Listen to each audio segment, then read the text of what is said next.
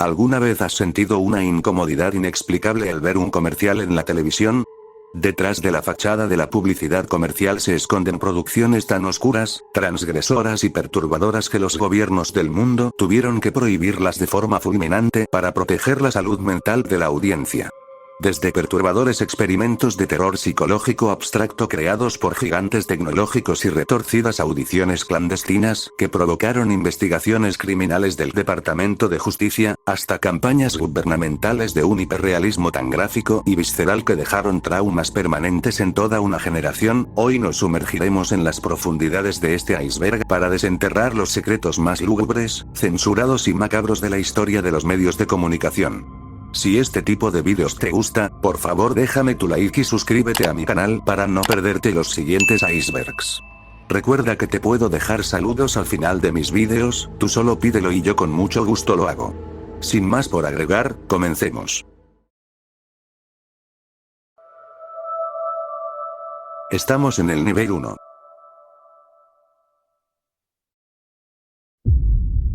Pepsi, Life for Now 2017. La primavera de 2017 quedó marcada en la historia de la publicidad por uno de los tropiezos más comentados de la era digital, cuando una de las marcas de refrescos más grandes del planeta intentó sumarse a una ola de movimientos sociales sin medir las consecuencias de su narrativa. En este primer puesto nos encontramos con una campaña que pretendía capturar el espíritu de la juventud y la unión, pero que terminó convirtiéndose en un manual de lo que nunca se debe hacer en las relaciones públicas globales. Todo comenzó cuando la empresa estrenó un cortometraje de gran presupuesto titulado Life for Now, eligiendo como rostro principal a la supermodelo y celebridad Kendall Jenner, una decisión que buscaba conectar de inmediato con las audiencias más jóvenes en las plataformas digitales. El desarrollo visual nos mostraba a la protagonista en medio de una glamorosa sesión de modelaje, captando su atención el paso de una marcha pacífica y bastante idealizada que avanzaba por la avenida. Motivada por la energía de los manifestantes, que portaban pancartas con símbolos de paz genéricos, ella decide quitarse la peluca rubia, borrar su maquillaje y sumarse activamente a la multitud. El punto crítico del metraje ocurre cuando la celebridad se adelanta hacia la línea de contención y le ofrece una lata de la bebida a uno de los oficiales uniformados, quien la acepta con una sonrisa mientras el gentío estalla en aplausos y celebraciones, sugiriendo que las fricciones del mundo real podían resolverse con un simple gesto de consumo. La reacción de la audiencia en Internet fue inmediata y sumamente hostil, acumulando millones de críticas que señalaban a la corporación por utilizar de manera superflua y con fines de lucro las legítimas manifestaciones civiles y los delicados movimientos de resistencia social que se vivían con gran tensión en diversas ciudades estadounidenses durante esos meses. Muchos activistas y analistas de medios expresaron su descontento al considerar que la escena era una burla directa y una simplificación de eventos históricos reales muy dolorosos, donde los ciudadanos arriesgaban su integridad frente a las fuerzas del orden, contrastando drásticamente con la resolución mágica y corporativa que proponía el comercial. El impacto negativo escaló a tal velocidad que la multinacional se vio forzada a retirar la campaña por completo de todas las plataformas televisivas y digitales en menos de 24 horas tras su lanzamiento oficial. Además de frenar la distribución, la compañía emitió un comunicado donde pedía disculpas directamente a la audiencia y de manera particular a la modelo por haberla colocado en una posición tan vulnerable ante la opinión pública, admitiendo que habían fallado por completo en el mensaje y que su verdadera intención era promover la paz y la solidaridad, un recordatorio de cómo la falta de empatía y el exceso de comercialización pueden alienar por completo a un público que exige autenticidad. Benetton, campaña Unhate 2011.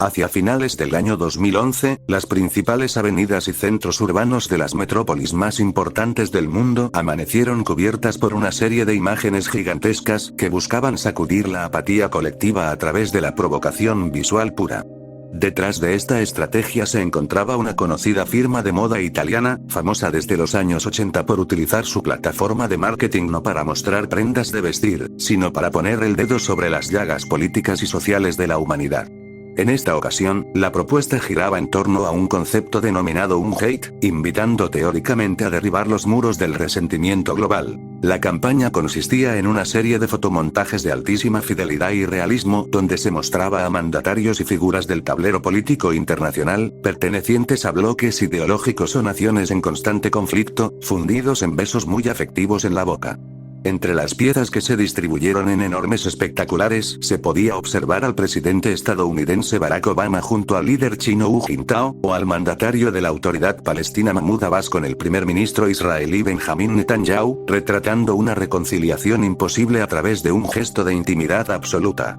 El punto de ruptura y lo que transformó una campaña provocativa en un conflicto diplomático internacional ocurrió debido a una imagen en particular que tocaba las fibras más sensibles de la fe y las instituciones religiosas. En dicho cartel, el Papa Benedicto XVI aparecía compartiendo ese mismo gesto de afecto con Ahmed el-Tayeb, el gran imán de la mezquita de Al-Azhar en el Cairo y una de las máximas autoridades del Islam sunita. La reacción institucional fue inmediata, desatando una oleada de debates sobre los límites de la libertad de expresión frente a la veneración de los símbolos espirituales. Las autoridades del Vaticano emitieron de forma urgente una enérgica protesta pública, calificando la pieza como una grave falta de respeto a la figura del pontífice y un ataque directo hacia los sentimientos y la devoción de millones de creyentes en todo el mundo. El malestar escaló a tal grado que la institución eclesiástica anunció el inicio de acciones legales severas en tribunales internacionales para exigir el cese inmediato de la difusión del fotomontaje.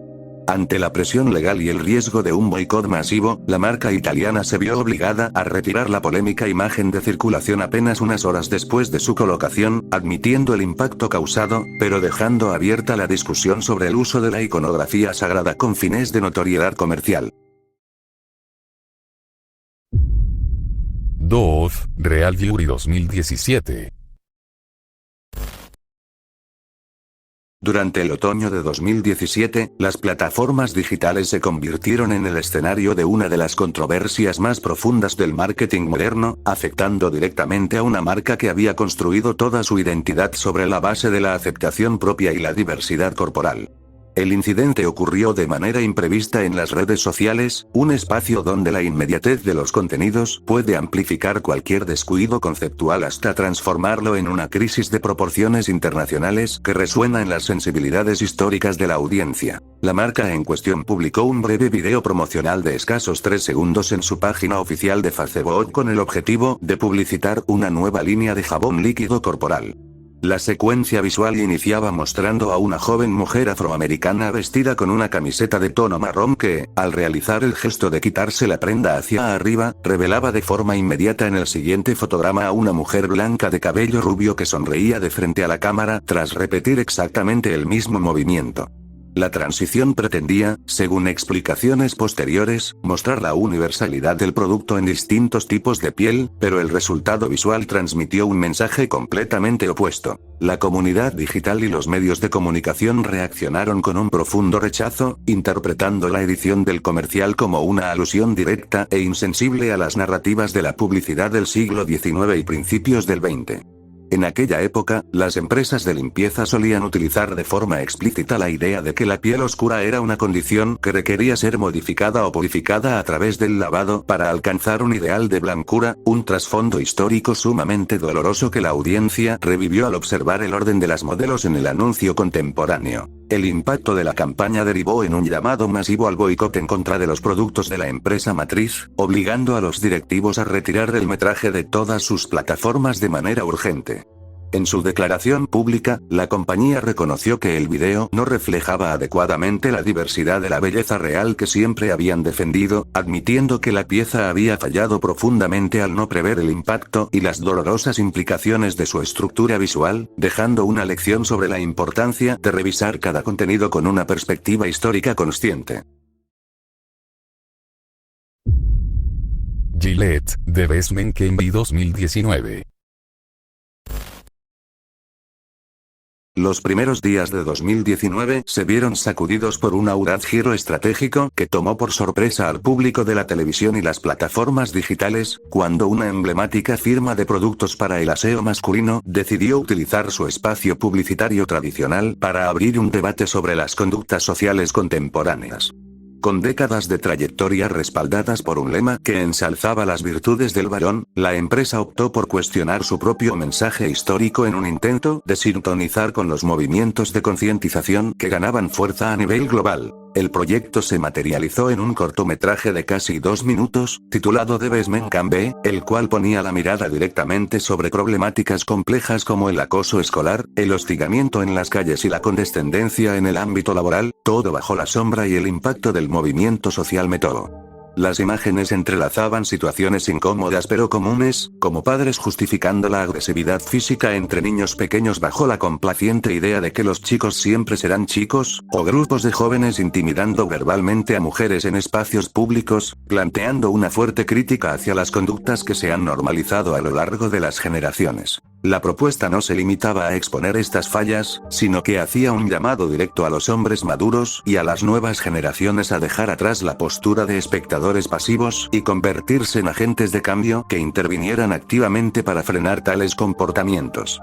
Sin embargo, la audacia de la narrativa visual generó una polarización de niveles extremos en Internet, dividiendo las opiniones de una forma pocas veces vista en la publicidad comercial. Mientras ciertos sectores aplaudían el valor de la corporación por asumir una postura ética frente a problemas reales, una inmensa ola de consumidores reaccionó con profunda indignación. Las plataformas de video se inundaron con millones de calificaciones negativas y comentarios de usuarios que se sintieron atacados y señalados de manera generalizada por el anuncio, argumentando que la campaña utilizaba un tono acusatorio que demeritaba la identidad masculina en lugar de inspirar un cambio positivo. La controversia escaló al punto de generar campañas de boicot donde los clientes destruían o desechaban sus productos en señal de protesta, forzando a la marca a enfrentar un debate corporativo sobre los riesgos de involucrar la venta de artículos cotidianos con discursos de alta carga ideológica y política. McDonald's, The Dad 2017.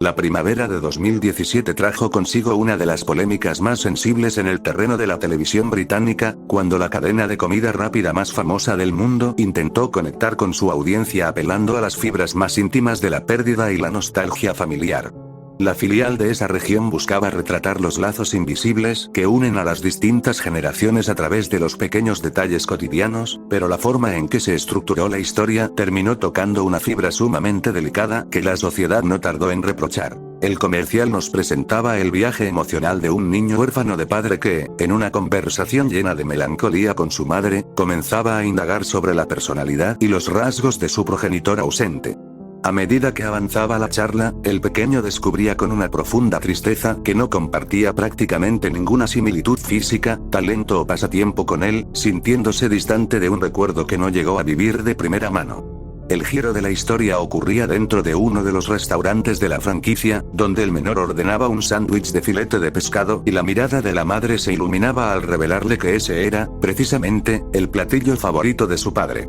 La resolución de la narrativa, que pretendía encontrar una conexión reconfortante a través de un producto comercial, desató un rechazo inmediato por parte de los televidentes y de diversas organizaciones civiles dedicadas al apoyo de menores en situación de orfandad.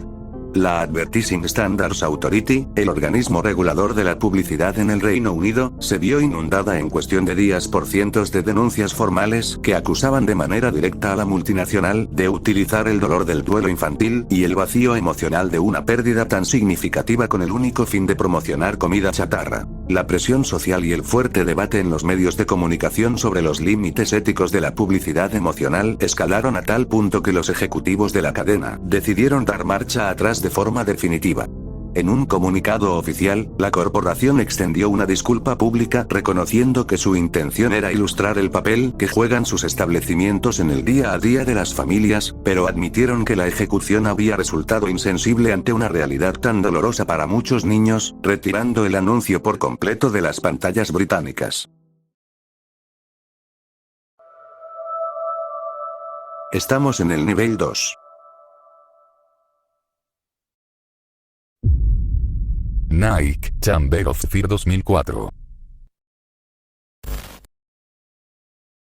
La expansión de las grandes firmas occidentales hacia los mercados orientales a menudo se topa con un muro invisible pero infranqueable: el profundo arraigo que las naciones asiáticas tienen por sus tradiciones y su identidad histórica. A finales de 2004, una de las marcas más poderosas del calzado y la indumentaria deportiva aprendió esta lección de la manera más drástica posible, tras diseñar una ambiciosa campaña publicitaria que pretendía fusionar la estética del cine de artes marciales con la cultura del baloncesto urbano. El proyecto, concebido con una producción de nivel cinematográfico bajo el título de Chamber of Fear, ponía en las pantallas de la región al joven fenómeno de las canchas LeBron James, quien debía abrirse paso a través de una torre llena de desafíos místicos. El nudo de la acción mostraba al atleta superando de manera contundente a diversos oponentes que encarnaban figuras clave de la mitología y el folclore local. Desde un anciano maestro de kung fu de larga barba blanca que caía vencido por la destreza del jugador, hasta una pareja de majestuosos dragones celestiales que custodiaban el lugar y terminaban doblegados ante la fuerza del deportista extranjero. La respuesta de las autoridades gubernamentales no se hizo esperar una vez que las imágenes comenzaron a emitirse en la televisión abierta de la nación china. La Administración Estatal de Radio, Cine y Televisión emitió un severo y fulminante dictamen que paralizó la difusión del comercial, señalando de forma categórica que la narrativa visual constituía una grave ofensa a la dignidad nacional y una profanación inaceptable de sus símbolos sagrados, ya que el dragón es una deidad que representa el espíritu de la cultura china y no una criatura de fantasía destinada a ser humillada para vender tenis. El veto oficial fue absoluto en todas las cadenas del país, lo que representó un golpe durísimo para la estrategia de posicionamiento de la marca en un territorio clave. Ante la magnitud de las protestas y el riesgo de dañar de forma permanente sus relaciones comerciales, la corporación estadounidense se vio obligada a retirar la campaña por completo y emitir una declaración de disculpa formal, admitiendo que habían fallado al no prever el profundo valor místico que la audiencia local profesaba por sus antiguos guardianes espirituales. Volkswagen, el terrorista del Polo 2005. Los primeros meses del año 2005 coincidieron con una época de enorme susceptibilidad global frente a temas de seguridad internacional, un contexto en el que la rápida expansión de los vídeos digitales comenzaba a demostrar su capacidad para esparcir contenido sin ningún tipo de filtro editorial. En este escenario, un misterioso cortometraje apareció de la nada en los foros de Internet, presentándose ante los ojos del público como si fuera una atrevida campaña oficial para el mercado británico de una conocida empresa automotriz alemana. La secuencia visual, filmada con una calidad técnica impecable que imitaba a la perfección el estilo de los anuncios de alto presupuesto, mostraba a un individuo con rasgos y vestimentas asociadas al Medio Oriente subiendo a un automóvil compacto de la marca. Tras conducir por las calles de una zona residencializada, el conductor se estacionaba frente a un concurrido restaurante urbano, miraba con fijeza hacia el establecimiento y accionaba un interruptor oculto, detonando un chaleco cargado de sustancias destructivas. El giro impactante radicaba en que el estallido ocurría por completo dentro del habitáculo sin romper las ventanas ni deformar la carrocería, cerrando la pantalla con la ingeniosa pero perturbadora frase: "Polo, pequeño pero duro". La difusión masiva del metraje desató una oleada de indignación y rechazo a nivel transcontinental, en gran medida porque la opinión pública consideró aberrante que se utilizara una temática tan dolorosa y vigente para promocionar un medio de transporte familiar. Los directivos de la multinacional alemana se vieron atrapados en una crisis de reputación sin precedentes, viéndose obligados a emitir comunicados urgentes en múltiples idiomas para aclarar de forma tajante que ellos jamás habían autorizado, financiado ni aprobado semejante pieza visual, la cual atentaba directamente contra los valores éticos de la corporación. Para salvaguardar su prestigio, la empresa de automóviles emprendió acciones legales severas orientadas a descubrir el origen del archivo digital, lo que condujo directamente hasta un dúo de creativos independientes conocidos en el ámbito publicitario como The Danone Boys. Ante la presión de los tribunales, los realizadores admitieron públicamente que el video era una obra completamente apócrifa creada con un presupuesto limitado como una pieza extrema de su portafolio personal para ganar notoriedad en la red, un episodio que quedó registrado en la historia como uno de los primeros y más destructivos ejemplos de cómo un contenido falso puede secuestrar la identidad de una marca global. PlayStation 2, Mental Weal 1999. A las puertas del nuevo milenio, las pantallas de los televisores europeos se tiñeron de una extraña quietud vanguardista cuando la división de entretenimiento de una gigante tecnológica decidió distanciarse de la publicidad convencional de consolas para adentrarse en los terrenos del arte conceptual más disruptivo. En lugar de mostrar dinámicos gráficos en movimiento o jóvenes divirtiéndose frente al televisor, la estrategia consistió en desafiar la percepción visual de los espectadores en un horario en el que la mente suele estar más receptiva a lo inusual y perturbador. El proyecto quedó bajo la dirección del cineasta y realizador visual Chris Cunningham, conocido mundialmente por sus estéticas industriales y sus trabajos de alteración anatómica. La pieza presentaba a una joven de nombre Fiona, interpretada por la actriz Fiona McLean, sentada pacíficamente en una habitación de tonos grises y despojados. Lo que sacudía de inmediato al televidente era su rostro. Mediante técnicas de edición digital muy avanzadas para 1999, sus facciones habían sido modificadas para otorgarle unos ojos inmensos y desproporcionados, pómulos ensanchados y una estructura craneal que borraba la frontera entre lo humano y lo extraterrestre. Con una mirada fija que parecía traspasar el vidrio del televisor y un marcado acento escocés, la protagonista emitía un monólogo pausado que hablaba sobre cómo los videojuegos y la tecnología representaban un salto evolutivo para la mente humana, argumentando que la verdadera riqueza ya no era material, sino mental. La combinación de su discurso filosófico con una corporalidad alterada sumergía la transmisión en el fenómeno psicológico del valle inquietante, esa sensación de profunda incomodidad que experimentamos cuando vemos algo que parece casi humano, pero que tiene detalles sutiles que delatan que no lo es. La emisión de este comercial, especialmente durante las transmisiones nocturnas, provocó una oleada de reportes por parte de audiencias que manifestaron sentir un rechazo visceral, miedo inexplicable y un profundo desasosiego en sus propios hogares.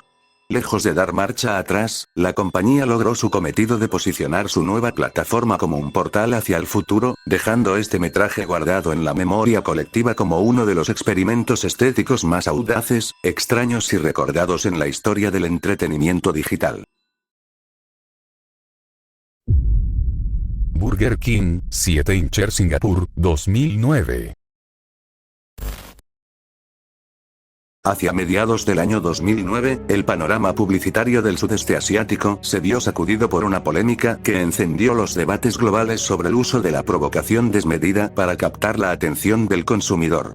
En un intento por destacar en un mercado sumamente competitivo, la filial en Singapur de una de las corporaciones de comida rápida más grandes del mundo decidió apostar por una estrategia visual arriesgada que dejó de lado la tradicional imagen familiar de sus restaurantes para adentrarse en terrenos sumamente cuestionables. La campaña consistió en un anuncio impreso diseñado para dar a conocer un sándwich de grandes dimensiones que medía cerca de 18 centímetros de largo. La pieza gráfica central mostraba el primer plano del rostro de una modelo con los ojos fijos en el encuadre y la boca abierta en una postura sumamente sugerente, colocada justo frente al emparedado alargado que se dirigía hacia ella en una perspectiva forzada.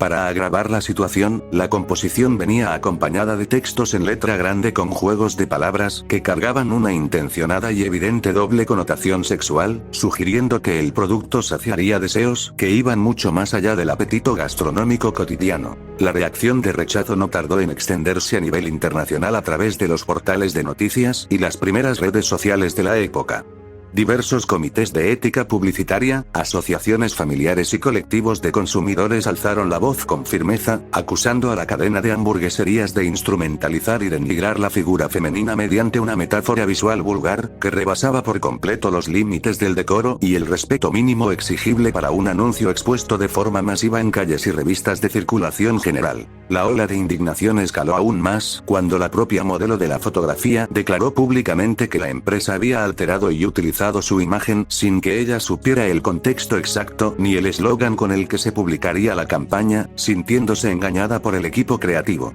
Ante las severas quejas y la pésima recepción de la estrategia, la marca tuvo que retirar el cartel de circulación en Singapur, dejando el episodio registrado en la industria como un claro ejemplo de cómo el recurso de la hipersexualización puede resultar contraproducente, transformando un lanzamiento comercial en una seria crisis de reputación ética. Sneakers, Do Something Manly 2008. Durante el año 2008, la televisión del Reino Unido se convirtió en el epicentro de un debate social muy intenso a raíz de una campaña que pretendía apelar al humor absurdo, pero que terminó chocando de frente con las demandas de respeto y diversidad de la sociedad contemporánea. Una conocida marca de barras de chocolate y frutos secos, famosa por sus comerciales enfocados en la identidad y las conductas juveniles, decidió estructurar un sketch que parodiaba los estereotipos de la masculinidad más tradicional, sin prever el impacto negativo de su propuesta visual. La escena en cuestión se desarrollaba en un taller mecánico de aspecto rústico, donde dos operarios trabajaban debajo del cofre de un automóvil. En un momento de distracción, ambos hombres comenzaban a comer de la misma barra de dulce por los extremos opuestos sin mirarse, lo que provocaba que sus rostros se acercaran de forma imprevista hasta culminar en un breve contacto involuntario en los labios. Al percatarse de la situación, los personajes reaccionaban con un pánico exagerado y, en un intento por reafirmar su masculinidad de manera inmediata, procedían a realizar acciones dolorosas y absurdas, como arrancarse los vellos del pecho con las manos o beber fluidos de motor, bajo el eslogan de que debían hacer algo varonil. La emisión de este spot publicitario desató una respuesta de rechazo masivo por parte de diversas organizaciones de derechos humanos, comités de ética y colectivos sociales que velan por la inclusión del sector LGBTQ. Las denuncias públicas señalaron de forma categórica que el comercial promovía una visión caricaturizada y hostil hacia las muestras de afecto entre varones, sugiriendo de manera implícita que un acercamiento físico debía ser purgado con violencia o conductas extremas para mantener la aceptación social, lo que equivalía a validar conductas de intolerancia oculta en un medio masivo. El descontento de la audiencia escaló con tal fuerza que la empresa matriz, Mars, se vio obligada a intervenir para frenar los daños en su imagen corporativa, decretando la cancelación definitiva de la campaña y el retiro inmediato del metraje de todas las señales televisivas. A través de un comunicado oficial, los portavoces de la firma expresaron que su intención jamás había sido ofender a ninguna comunidad ni validar prejuicios, admitiendo que la ejecución del chiste había sido desafortunada y abriendo un precedente sobre cómo la publicidad debía dejar atrás el humor basado en la exclusión. Estamos en el nivel 3. Little Baby's Ice Cream, This is a Special Time 2012. El año 2012 vio nacer uno de los fenómenos más desconcertantes y perturbadores en la historia de las plataformas digitales, cuando un pequeño negocio local de postres fríos en Filadelfia decidió romper radicalmente con la estética colorida y alegre que suele caracterizar a su industria. En lugar de mostrar familias sonrientes o niños disfrutando de un cono bajo el sol, esta marca independiente apostó por una estrategia de vanguardia artística extrema, adentrándose en los terrenos del surrealismo oscuro y provocando una de las reacciones de extrañeza más unánimes de la red. El metraje, realizado con un presupuesto bastante limitado y titulado This is a Special Time, presentaba una composición visual minimalista pero sumamente chocante. En el centro del encuadre aparecía un joven de complexión delgada, cuya piel se encontraba totalmente cubierta por una densa capa de sustancia cremosa y blanquecina que emulaba la textura del producto que vendían. El personaje miraba de manera fija, penetrante y sin parpadear en ningún momento hacia el lente de la cámara, mientras sostenía una cuchara de metal con la que procedía a retirar porciones de la crema directamente desde la parte superior de su propia cabeza para llevárselas a la boca. La atmósfera de pesadilla se completaba con un diseño de audio sumamente inquietante, donde una voz masculina distorsionada y monótona emitía un discurso pausado que hablaba sobre cómo consumir ese artículo modificaba la percepción del tiempo y cómo el producto sentía al consumidor de la misma manera en que el consumidor lo sentía a él. Los sutiles sonidos de la cuchara raspando la superficie y los movimientos gesticulares del modelo, combinados con la total ausencia de música de fondo, sumergieron a millones de internautas en una profunda sensación de asco y desasosiego, al evocar de manera implícita una conducta de autofagia o canibalismo estético. La pieza se viralizó rápidamente en foros de discusión y blogs dedicados al misterio, acumulando testimonios de espectadores que aseguraban haber experimentado pesadillas o una persistente incomodidad tras encontrarse con el video a altas horas de la noche. Aunque los dueños del establecimiento admitieron posteriormente que su única intención era generar un impacto memorable que los diferenciara de las grandes corporaciones multinacionales utilizando el absurdo, el comercial quedó registrado como una obra maestra involuntaria del horror psicológico en el marketing digital. Keifi, comerciales Jumpscare 2002.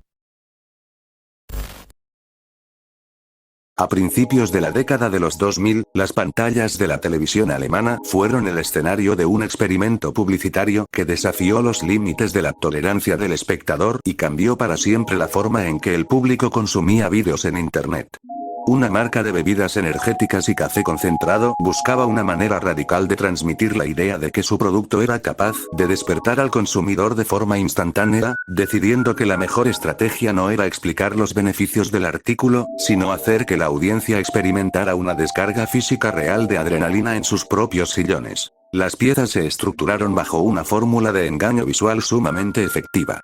El espectador se encontraba con tomas pacíficas, pausadas y grabadas con una música ambiental sumamente relajante. En una de ellas, un automóvil avanzaba con tranquilidad por una carretera sinuosa flanqueada por colinas completamente verdes. En otra, un monje budista se concentraba pacíficamente en medio de un entorno natural idílico. Cuando el televidente bajaba la guardia y agudizaba la vista para seguir el trayecto del vehículo o los detalles de la escena, la calma era interrumpida de forma violenta y en una fracción de segundo por la aparición a pantalla completa de una criatura cadavérica o una gárgola de aspecto monstruoso que emitía un alarido ensordecedor directamente hacia la cámara. El impacto de este recurso, conocido popularmente en el mundo del entretenimiento como jumpscare o susto repentino, causó un revuelo inmediato en los hogares. Las centrales de quejas de las emisoras televisivas se vieron saturadas por llamadas de espectadores indignados que reportaron episodios de pánico severo en niños pequeños, así como un profundo malestar en adultos que consideraban que esa forma de sorprender al público era una agresión innecesaria y peligrosa para personas con susceptibilidades cardíacas. Los comités de regulación de medios recibieron múltiples solicitudes formales para restringir las emisiones o retirarlas por completo de la barra de programación familiar. A pesar de las severas críticas institucionales que obligaron a la empresa a moderar su presencia en los medios tradicionales, los comerciales encontraron una segunda vida de dimensiones masivas gracias al nacimiento de las primeras plataformas de video en la red y los correos electrónicos. Millones de usuarios comenzaron a compartir los archivos digitales bajo títulos falsos para jugarle bromas pesadas a sus amigos, convirtiendo a este monstruo de la publicidad en uno de los primeros fenómenos virales de la historia del Internet y en un referente absoluto del terror digital. Fragancia Opium Belli, es, el, 2000. El cambio de milenio trajo consigo una de las batallas más intensas en las calles del Reino Unido entre la provocación artística de la alta costura y los estándares morales de la sociedad civil. Una prestigiada casa de moda francesa, reconocida históricamente por desafiar las convenciones de la elegancia, decidió conmemorar el lanzamiento de su icónico perfume con una campaña visual que buscaba capturar la esencia de la seducción y el misticismo, pero que terminó convirtiéndose en un verdadero escándalo urbano debido a la audacia de su propuesta. La estrategia se materializó en una serie de carteles espectaculares de enormes dimensiones que se distribuyeron por las principales avenidas británicas, teniendo como protagonista a la reconocida modelo Sophie Dahl. La composición fotográfica mostraba a la celebridad posando sin prenda alguna, recostada sobre un fondo de opulento terciopelo negro y arqueando su cuerpo en una postura que sugería un estado de éxtasis o abandono sensorial absoluto, una metáfora que pretendía evocar la intensidad y el magnetismo del aroma. Sin embargo, la exposición masiva de esta imagen en los espacios públicos cotidianos generó una reacción de rechazo inmediata de miles de transeúntes. La Advertising Standards Authority se vio desbordada en cuestión de semanas al recibir una cifra récord de más de 700 denuncias ciudadanas formales, convirtiéndose en una de las campañas más repudiadas por el público en la historia del organismo regulador. Los argumentos de las quejas apuntaban de manera contundente a que el anuncio resultaba profundamente degradante e instrumentalizador para la figura femenina, además de ser enteramente inapropiado para estar a la vista de menores de edad y familias que caminaban por las vialidades o esperaban el transporte público. Ante la magnitud de la indignación social y el veredicto del Comité de Ética, las autoridades decretaron la prohibición absoluta y el retiro inmediato de todos los carteles de las calles británicas, por considerar que la pieza ofendía gravemente la decencia pública y rebasaba las libertades creativas permitidas en el entorno urbano. Aunque los directivos de la casa de diseño defendieron la naturaleza puramente artística e inspiracional de la fotografía, el caso sentó un precedente histórico en Europa sobre la línea divisoria entre el arte editorial de las revistas de moda y el derecho de los ciudadanos a regular el contenido visual de sus propios vecindarios. Skittles, piñata, Skittles Box. A lo largo de la década de 2010, una reconocida marca de caramelos frutales decidió distanciarse por completo de la publicidad infantil tradicional para apostar por una vertiente de humor absurdo, surrealista y marcadamente grotesco que desafió la comodidad de las audiencias televisivas. Esta estrategia buscaba posicionar el producto entre el público joven mediante narrativas totalmente impredecibles, pero la ejecución visual cruzó de manera frecuente la línea hacia lo bizarro, adentrándose en deformaciones corporales y situaciones de violencia implícita que terminaron por revolver el estómago de los espectadores. Uno de los ejemplos más desconcertantes de esta línea creativa fue el comercial titulado Piñata, el cual presentaba a un hombre cuya anatomía estaba hecha completamente de cartón y papel crepé, atrapado en una oficina mientras un compañero de trabajo lo golpeaba repetidamente con un palo para hacer brotar dulces de su interior. Una metáfora que, bajo su estética cómica, escondía una atmósfera de maltrato sumamente incómoda. Poco después apareció la campaña Skittles Box, donde una pareja de jóvenes interactuaba en una habitación mientras mostraban su piel cubierta por un brote dermatológico bizarro de esferas de colores, procediendo a arrancarse los caramelos directamente de las pústulas cutáneas para comérselos entre sí en un gesto que emulaba el contagio de una afección infecciosa. Las grotescas implicaciones visuales de estas alteraciones físicas y la naturaleza casi caníbal de los personajes generaron un rechazo masivo y unánime por parte de las familias que sintonizaban la televisión. Las centrales de quejas de las cadenas televisivas se inundaron de protestas por parte de consumidores que manifestaban un profundo asco y descontento, argumentando de manera particular que la emisión de estos anuncios resultaba insoportable y repulsiva durante los horarios de comida familiar, arruinando la experiencia de los televidentes en sus hogares. Ante la persistente presión del público y el impacto negativo en la percepción de los dulces, la compañía matriz se vio obligada a regular en su estrategia de marketing extremo, enlatando y retirando de la circulación varios de estos metrajes de la barra de programación regular. Aunque la marca mantuvo su identidad basada en la irreverencia y el absurdo, este periodo quedó registrado como un recordatorio de cómo la publicidad de consumo masivo puede fracasar cuando confunde la originalidad con el horror corporal y el rechazo biológico del consumidor. Xbox Life is Short 2002. En el año 2002, el gigante tecnológico de la informática irrumpió con fuerza en el mercado europeo de los videojuegos con el lanzamiento de su primera consola doméstica, decidiendo acompañar este hito con una campaña publicitaria de un impacto visual y existencial sin precedentes. Buscando capturar la atención de una audiencia madura y diferenciarse de sus competidores tradicionales, los creativos apostaron por una narrativa cruda y desprovista de filtros que abordaba de forma directa la fragilidad y brevedad del tiempo humano, una decisión que terminó por sacudir los cimientos éticos de la televisión de la región. El comercial iniciaba en la sala de partos de un hospital, donde una madre daba a luz a un bebé que, en lugar de ser recibido por los médicos, salía disparado a una velocidad descomunal a través de la ventana, surcando el cielo como si fuera un proyectil humano.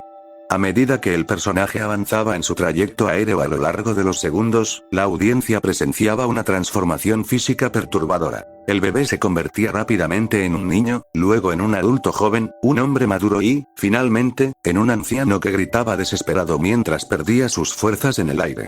El clímax de la secuencia mostraba al anciano impactando violentamente y de espaldas contra la tierra, cayendo con precisión milimétrica dentro de una tumba abierta en un cementerio, para dar paso inmediato a una pantalla negra con la contundente frase: "La vida es corta, juega más". La crudeza implícita en la metáfora visual de este ciclo vital acelerado y la representación tan gráfica del destino final de la existencia provocaron un rechazo inmediato y visceral por parte del público europeo. Las quejas se contaron por cientos ante los organismos reguladores del Reino Unido y el continente, presentadas por espectadores que consideraban que el anuncio resultaba sumamente traumático para los niños pequeños, insensible hacia las personas que atravesaban por un proceso de duelo y ofensivo en general por tratar la muerte y la finitud de la vida de una manera tan trivial y grotesca con el único fin de vender un aparato de entretenimiento. La oleada de protestas y el debate público sobre los límites de la provocación en los medios de comunicación masivos forzaron a las principales cadenas de televisión de la región a aplicar una censura definitiva, retirando el comercial del aire por completo a pocas semanas de su estreno. Aunque la multinacional tuvo que sustituir el metraje por contenido más convencional, la pieza se convirtió instantáneamente en una leyenda de la cultura popular y del marketing digital, recordada como una de las representaciones más oscuras, nihilistas y audaces en la historia de la publicidad moderna.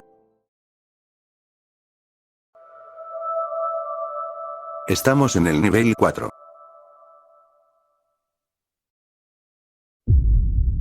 PS3, Vividor 2006.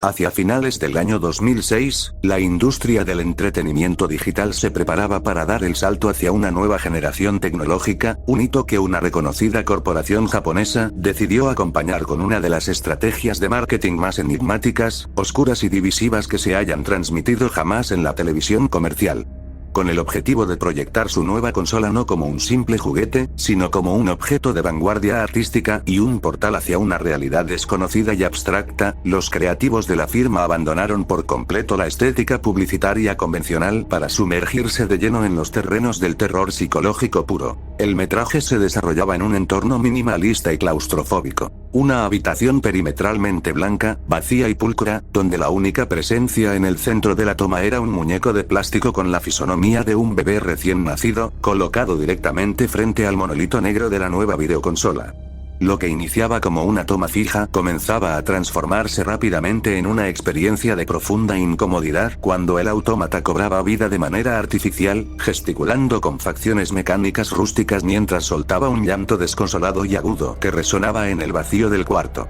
El clímax de la perturbadora secuencia mostraba cómo las lágrimas del muñeco detenían su caída y comenzaban a regresar de forma invertida hacia sus cuencas oculares, momento en el cual el llanto cesaba abruptamente para dar paso a una risa tétrica y ronca mientras el aparato electrónico comenzaba a levitar suavemente en el aire, cerrando el anuncio con una atmósfera de pesadilla surrealista. La respuesta de la audiencia global ante la emisión de esta pieza en horario estelar fue de un rechazo e incomprensión casi unánimes, desatando una oleada de quejas por parte de televidentes que manifestaron sentir un desasosiego biológico inmediato debido a la combinación de elementos sagrados o inocentes, como la figura de un infante, con estéticas de posesión demoníaca o manipulación mental. El comercial se adentró de forma tan profunda en el valle inquietante y en el horror conceptual que muchas cadenas de televisión se vieron forzadas a restringir sus horarios de transmisión, convirtiéndose con los años en una leyenda urbana del Internet y en el ejemplo definitivo de cómo una campaña de alto presupuesto puede aterrorizar activamente a sus consumidores potenciales en lugar de atraerlos.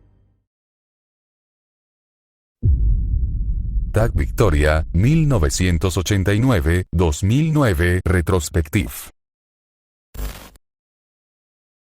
A finales del año 2009, la televisión del estado de Victoria, en Australia, transmitió una de las piezas audiovisuales más desgarradoras y contundentes en la historia de los medios de comunicación masivos, un proyecto institucional concebido para conmemorar 2 décadas de lucha ininterrumpida contra la imprudencia al volante. La Transport Accident Commission decidió recopilar y entrelazar los fragmentos más impactantes de sus campañas de seguridad vial previas, estructurando un metraje que abandonaba cualquier intento de sutileza o metáfora para confrontar al espectador con la realidad cruda, violenta e irreversible de las tragedias viales. El video se presentaba como una retrospectiva hiperrealista de 20 años de concientización, donde las imágenes se sucedían sin dar tregua al televidente. Colisiones frontales a gran velocidad donde los cuerpos impactaban contra los parabrisas, atropellamientos brutales de peatones inocentes filmados desde perspectivas sumamente cercanas, y escenas desgarradoras dentro de salas de urgencias y morgues donde los médicos intentaban en vano salvar vidas. Todo el conjunto estaba unificado por el dolor de los sobrevivientes y, de manera muy particular, por los gritos de angustia de madres, padres y parejas al recibir la noticia de un fallecimiento. Una atmósfera de desolación absoluta que se potenciaba de fondo con los acordes lentos y la letra melancólica de la canción Everybody Hurts de la agrupación REM. La crudeza del montaje provocó un impacto emocional devastador en la opinión pública australiana e internacional, acumulando análisis de expertos en comunicación que destacaron cómo la pieza cruzaba los límites de la sensibilidad permitida en la televisión abierta al mostrar de forma explícita el impacto del metal contra los huesos y las secuelas físicas permanentes de los sobrevivientes. Lejos de ser rechazada por las autoridades regulatorias debido a su violencia gráfica, la campaña fue respaldada plenamente por su carácter educativo y preventivo, logrando una efectividad histórica al reducir drásticamente los índices de siniestralidad durante las fiestas decembrinas de ese año, al dejar grabado en la memoria colectiva el mensaje de que detrás de cada cifra de tránsito existe un vacío familiar insuperable. Doe, mes, 1995.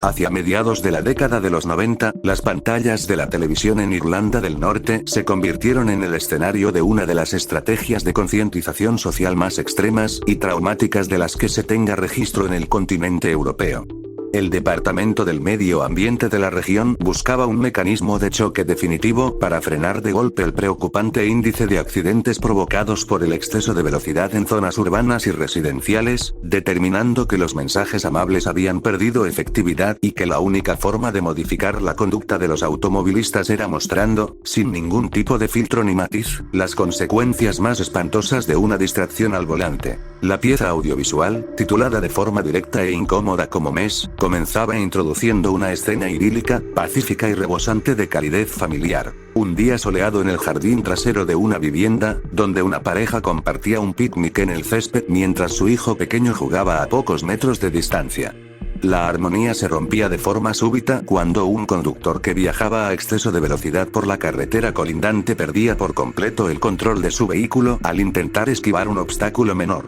El automóvil derrapaba violentamente, atravesaba la cerca perimetral y se adentraba en el terreno privado a una velocidad incontrolable. Lo que grabó este comercial en la memoria colectiva de toda una generación fue la crudeza técnica y visual de su clímax. Mediante un uso impecable de la cámara lenta y unos efectos prácticos hiperrealistas para la época, el espectador presenciaba el momento exacto en el que la carrocería del coche pasaba por encima del cuerpo del niño, aplastándolo contra el suelo bajo la mirada horrorizada y los gritos desesperados de sus padres. La total ausencia de censura en la violencia de la escena y el realismo gráfico con el que se retrató el impacto físico sobre el menor provocaron una conmoción profunda y permanente en la sociedad norirlandesa, desatando de inmediato debates éticos sobre los límites de lo que las instituciones gubernamentales debían emitir en los horarios de programación familiar. A pesar de las llamadas de protesta de sectores que consideraban el metraje como una agresión psicológica innecesaria para los televidentes, las autoridades mantuvieron la campaña al aire defendiendo su crudo valor preventivo, un enfoque de marketing de choque extremo que sentó las bases para las futuras y célebres producciones de seguridad vial de la región, las cuales prefirieron aterrorizar con la realidad antes que permitir una muerte más en las calles.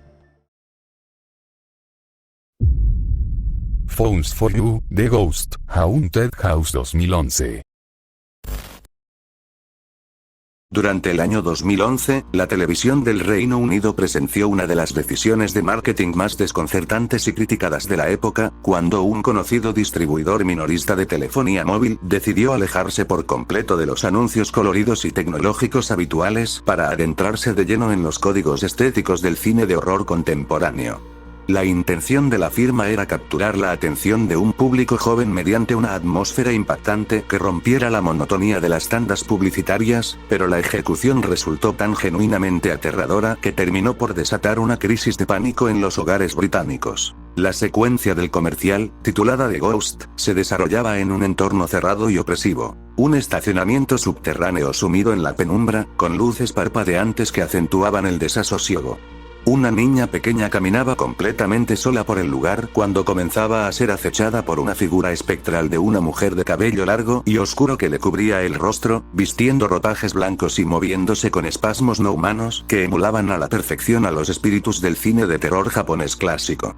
El clímax de la tensión se alcanzaba cuando la entidad aparecía de forma súbita a escasos centímetros de la protagonista, para luego romper bruscamente la atmósfera de pesadilla, revelando que el verdadero motivo de su aparición era anunciarle de manera tétrica que se estaba perdiendo las mejores ofertas en teléfonos celulares del mercado. La resolución supuestamente cómica del anuncio no fue suficiente para mitigar el profundo impacto psicológico que la introducción del video generó en la audiencia. La Advertising Standards Authority se vio inundada de inmediato por una oleada de denuncias formales provenientes de padres de familia completamente indignados, quienes reportaron que sus hijos pequeños habían sufrido severos ataques de pánico en tiempo real, así como el desarrollo de pesadillas recurrentes y fobia a la oscuridad tras encontrarse de imprevisto con el spot publicitario durante las barras de programación familiar e infantil. Ante la gravedad de los testimonios y la evidencia del daño emocional causado en los menores, el organismo regulador emitió un dictamen fulminante que decretó la prohibición absoluta del comercial en todas las señales televisivas del país. Las autoridades señalaron de forma categórica que los creativos habían sido sumamente irresponsables al utilizar técnicas avanzadas de horror psicológico y suspenso cinematográfico para promocionar un servicio comercial de consumo masivo, dejando este metraje registrado como uno de los ejemplos más notorios de cómo el uso desmedido del miedo puede volverse en contra de una marca. Estamos en el nivel 5. Outpost.com, Yervils Shot from a Canon 1998. A finales de la década de los 90, la burbuja de las empresas de Internet estaba en pleno apogeo en los Estados Unidos, lo que llevó a las nacientes compañías digitales a competir de forma encarnizada por un espacio de atención en el evento televisivo más cotizado del planeta. En este contexto de saturación mediática, un sitio web pionero en la venta de tecnología y computadoras, decidió que la única manera de fijar su nombre en la memoria colectiva del consumidor no era mostrando computadoras ni ofreciendo descuentos, sino rompiendo de forma violenta y absurda con todos los códigos morales de la publicidad familiar. El metraje, transmitido ante una audiencia de millones de espectadores durante el Super Bowl de 1998, iniciaba con un narrador de voz seria que explicaba con total frialdad que la empresa necesitaba desesperadamente que el público recordara su plataforma web, por lo que habían decidido recurrir a una estrategia de impacto absoluto. La toma pasaba de inmediato a un entorno cerrado donde un empleado con uniforme manipulaba un cañón neumático de alta presión, procediendo a tomar pequeños gerbos vivos, para introducirlos uno a uno por la boca del artefacto y dispararlos a gran velocidad directamente contra una pared de concreto donde estaba pintado el logotipo de la marca. Aunque los roedores en movimiento eran maquetas y efectos digitales creados con un evidente tono de comedia negra, el realismo físico del lanzamiento y el sonido seco de los impactos simulados generaron un cortocircuito absoluto en las salas de estar de todo el país. La respuesta del público estadounidense fue unánime y de una indignación monumental, desatando una tormenta de miles de llamadas de protesta y denuncias formales ante la Comisión Federal de Comunicaciones y diversas agrupaciones defensoras de los derechos de los animales en las horas posteriores al partido. Las quejas acusaban a la firma de normalizar la crueldad explícita, promover el maltrato hacia especies indefensas en un horario de máxima audiencia infantil y cruzar los límites del sadismo con fines puramente comerciales. A pesar del profundo rechazo social que obligó a los realizadores a dar explicaciones públicas sobre la falsedad de los animales utilizados, la campaña cumplió con creces su retorcido objetivo de posicionamiento, logrando que el nombre del sitio web se mantuviera en el debate público durante semanas y marcando formalmente el inicio de una era de marketing transgresor extremo dentro de las transmisiones deportivas. Calvin Klein, Jeans Talent Search 1995. A mediados de la década de los 90, el mundo de la alta costura y la publicidad televisiva en los Estados Unidos se vio sacudido por una de las controversias más severas y éticamente cuestionables de la era moderna, cuando una afamada firma de ropa neoyorquina decidió empujar los límites de la provocación juvenil hacia un terreno sumamente peligroso. Bajo la dirección del legendario y transgresor fotógrafo de moda Richard Avedon, la marca diseñó una campaña impresa y televisiva para su línea de mezclilla que buscaba capturar una estética cruda, minimalista y supuestamente auténtica de la juventud de la época, pero cuya ejecución evocó de inmediato los códigos visuales más oscuros de la explotación y el voyeurismo. Los comerciales de televisión estaban desprovistos de música, iluminación profesional o pasarelas glamorosas. En su lugar, se estructuraron con la estética de un falso documental o un casting clandestino grabado en un sótano lúgubre con paneles de madera rústica. Frente a la lente aparecían modelos sumamente jóvenes, algunos de ellos visiblemente adolescentes, vistiendo únicamente pantalones de mezclilla, quienes interactuaban con una voz masculina madura, autoritaria y un tanto lasciva que permanecía fuera de cuadro. La incomodidad del espectador escalaba de forma alarmante debido a la naturaleza de los cuestionamientos del entrevistador, quien con total frialdad les pedía a los menores que dieran vueltas para examinar sus cuerpos, que se bajaran sutilmente la prenda, o les lanzaba preguntas sumamente invasivas sobre si se consideraban atractivos, si tenían vicios o si se sentían cómodos con su fisonomía.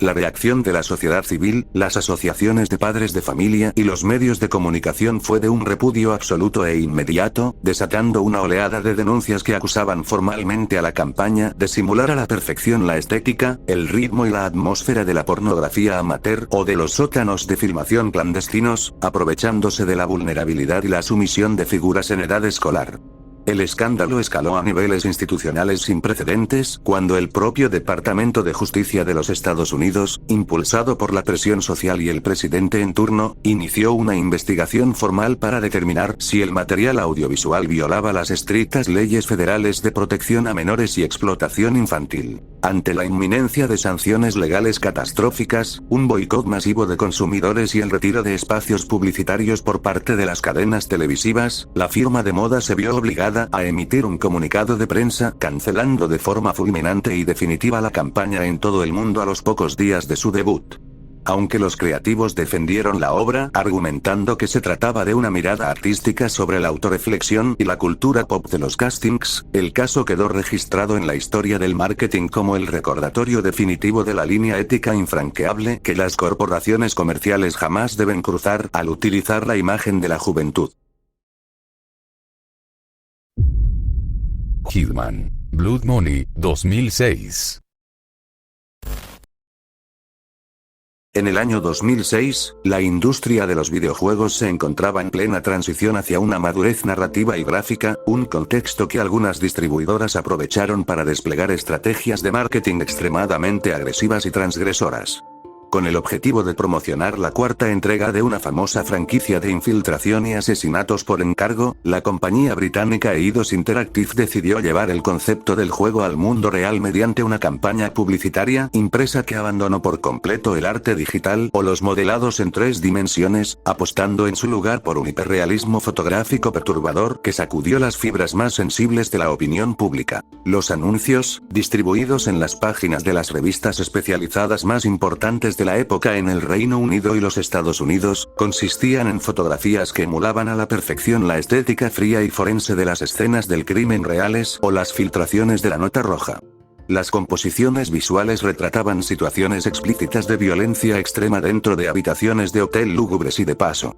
En una de las ejecuciones más criticadas, se mostraba el cuerpo de una mujer vestida únicamente con lencería, tirada en el suelo junto a una cama en medio de un charco de sangre artificial que brotaba de una herida de bala en la cabeza. En otra variante de la campaña, la víctima aparecía sumergida en una tina de baño, habiendo sido ejecutada mediante estrangulamiento con un cable de acero. El único texto que acompañaba a estas crudas imágenes era el logotipo del videojuego y frases que aludían a la frialdad del trabajo de un asesino a sueldo. La respuesta social y de los comités de ética ante la aparición de este material en publicaciones de consumo juvenil fue unánime y de un repudio absoluto. Organizaciones civiles y colectivos de derechos humanos levantaron la voz de inmediato, acusando formalmente a la distribuidora de glorificar y fetichizar de forma sádica e hiperrealista la violencia de género y los feminicidios, reduciendo crímenes brutales de la vida real a un mero gancho comercial estético para vender un artículo de entretenimiento masivo. La tormenta de críticas apuntaba a que las imágenes no reflejaban mecánicas de juego, sino que cruzaban la línea hacia la apología del asesinato de mujeres en entornos de vulnerabilidad.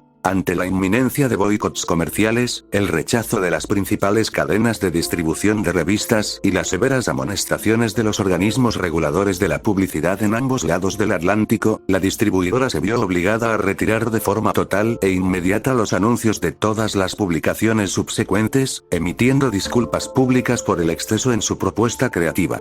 Este caso quedó registrado en la historia del entretenimiento como uno de los ejemplos más notorios de cómo el shock advertising en la industria del videojuego puede fracturar la reputación de una marca cuando confunde la temática madura de una obra con la insensibilidad gráfica ante problemáticas sociales reales. Crinkle Cereals, el payaso Soji, años 60. Durante la década de los años 60 en los Estados Unidos, el mercado de los desayunos infantiles vivía una competencia feroz que llevó a las marcas de alimentos a crear todo tipo de mascotas coloridas, pero una firma de cereales de arroz inflado terminó por escribir uno de los episodios más oscuros e involuntariamente perturbadores de la historia de la televisión. Para intentar capturar la atención de los niños en los bloques de caricaturas matutinas, la marca Crinkles introdujo en su publicidad televisiva a un payaso marioneta llamado Soji, concebido originalmente para ser un tierno habitante que vivía dentro de la caja del producto y cobraba vida mágicamente para convencer a los menores de consumir el alimento. Sin embargo, las severas limitaciones técnicas de la época, sumadas a una dirección de arte digna de un filme de horror gótico, transformaron lo que debía ser una campaña alegre en una experiencia de auténtico terror psicológico infantil. La fisonomía del personaje desafiaba por completo las leyes de la empatía visual. Consistía en un muñeco de facciones toscas, una cabeza de porcelana extremadamente pálida que reflejaba la iluminación del estudio de forma lúgubre, ojos fijos desproporcionados que parecían carecer de vida y una sonrisa pintada que, lejos de transmitir felicidad, lucía como una mueca rígida y amenazante. Al ser una marioneta física, sus movimientos en la pantalla eran erráticos, espasmódicos y con los hilos de manipulación burdamente visibles, mientras interactuaba con actores infantiles reales, quienes en los metrajes comerciales debían fingir alegría a pesar de la inquietante cercanía de la efigie.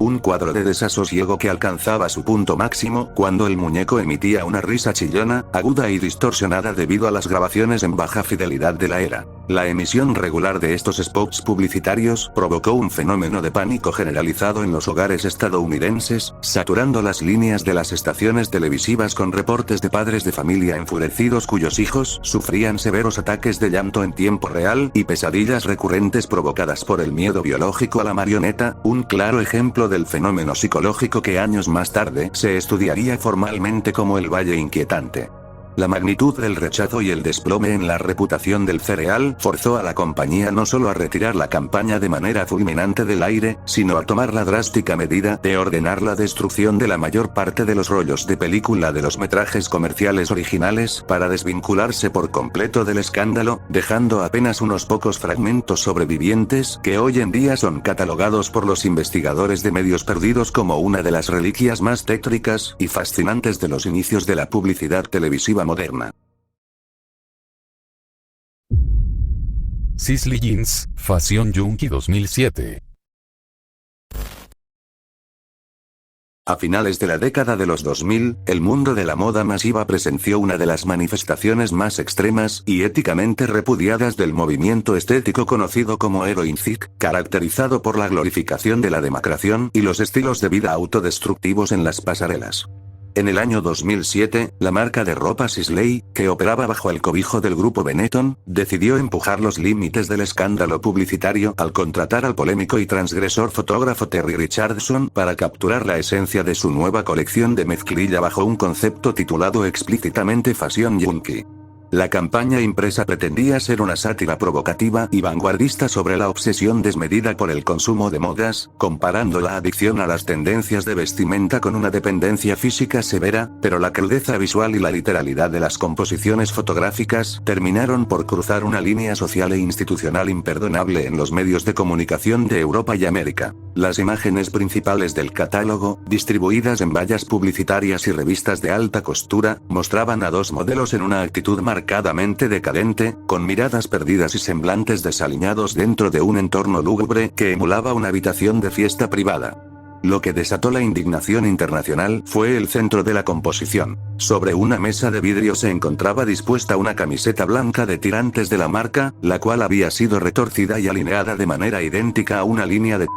pura, mientras una de las jóvenes se inclinaba hacia ella simulando aspirar el tejido con un popote de plástico y la otra sostenía una tarjeta de crédito para dosificar la prenda. El paralelismo visual era tan explícito y desprovisto de sutileza que eliminaba cualquier rastro de metáfora, presentando una simulación directa, nítida y estilizada del consumo de estupefacientes en un formato estético de alta gama. La respuesta de las asociaciones civiles, los centros de rehabilitación contra las adicciones y las comisiones de arbitraje publicitario fue fulminante y de un rechazo absoluto en múltiples países, desatando acusaciones formales de apología del delito y de glamorizar de forma irresponsable el abuso de drogas duras, la autodestrucción y los trastornos de salud pública entre el público consumidor, compuesto predominantemente por adolescentes y jóvenes universitarios. Ante la presión social masiva y las inminentes sanciones económicas, los organismos de control de la publicidad en mercados clave como el Reino Unido, Francia e Italia ordenaron la prohibición inmediata y el retiro de todos los carteles de la campaña en la vía pública, forzando a la multinacional a desmantelar la estrategia de marketing de choque. Este caso quedó registrado en las bitácoras de los analistas de medios como el punto de quiebre definitivo donde la industria de la moda comprendió que la normalización visual de las crisis de adicción en el entorno juvenil no genera estatus de exclusividad, sino un rechazo corporativo e institucional unánime. Hemos llegado al final del video, pasemos a la sección de saludos. Muchas gracias a toda la gente por darme un espacio en su tiempo, algunos nuevos seguidores hasta incluso han llegado a ver mis vídeos en compañía de sus familiares, me alegra mucho saber eso, se los agradezco infinitamente. Si este video te ha gustado, por favor recuerda dejar tu like, comentar qué comercial fue el que te dejó pensando más o si hay algún otro que pueda quedar en una segunda parte, compartir mi video con algún amigo o conocido suyo y suscribirse a mi canal. Hasta pronto, cuídense mucho.